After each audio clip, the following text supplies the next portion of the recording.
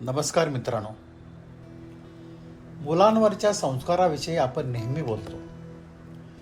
घरात पालक आणि शाळेत गुरुजन मुलांवर संस्कार घडविण्यासाठी प्रयत्नशील असतात.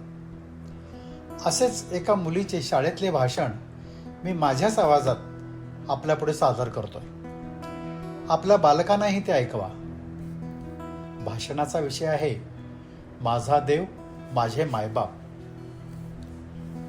पूज्य गुरुजन आणि माझ्या बालमित्रांनो, मी आज माझा देव माझे मायबाप या विषयावर माझे विचार मांडत आहे. मी आज आपल्यासमोर कुमारी स्मिरल सुशांत सूर्यवंशी नावाने जी उभी आहे ती केवळ माझ्या आई वडिलांनी मला या शाळेत दाखल केल्यामुळेच. मला देव बाप्पा किती खूप आवडतात. माझ्या आईनेच मला देव बाप्पावर श्रद्धा ठेवायला शिकवले आहे. एकदा काय झाले, झोपेत मला एक स्वप्न पडले. स्वप्नात मी परमेश्वराची प्रार्थना करत असताना प्रत्यक्ष परमेश्वरच माझ्या समोर प्रसन्न होऊन उभे राहिले. देव मला म्हणाले, बाळ, माझ्यापेक्षाही मोठे श्रेष्ठ देव तुझ्या घरी असताना तू माझी का प्रार्थना करतेस?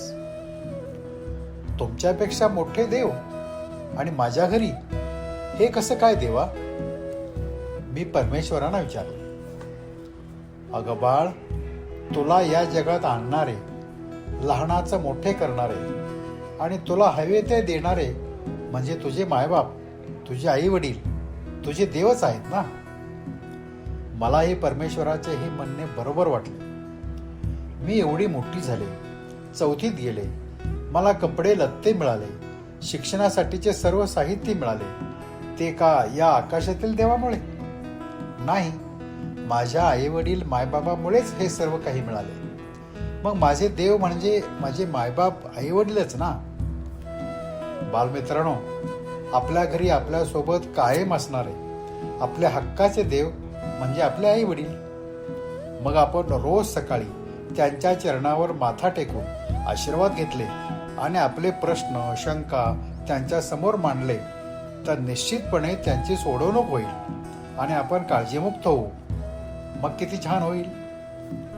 माझ्या पप्पांकडे मी कशाची मागणी केली तर ती लगेच पूर्ण होते. मग माझे पप्पा माझ्यासाठी भगवान महादेवच की नाही? माझी आवडती सायकल, आवडते कपडे मला माझे भगवान महादेवच आणून देतात. माझी आई तर माझ्यासाठी 3 महान देवतांची रूपेच आहे. ती जेव्हा मला खाऊसाठी, वह्या पुस्तकांसाठी पैसे देते तेव्हा ती महालक्ष्मी असते.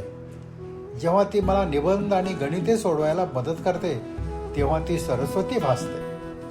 आणि कमी गुण मिळाल्यावर जेव्हा ती डोळे वटारते तेव्हा ती माता पार्वती वाटते. एकदा मी सायकलीवरून पडले आणि दोन्ही गुडघे जखमी झाले. तेव्हा हळद उघळून लावण्यापासून ते मलमपट्टी करण्यापर्यंत आईने माझी सेवा केली. मग माझी आई म्हणजे देवी धन्वंतरीच की नाही?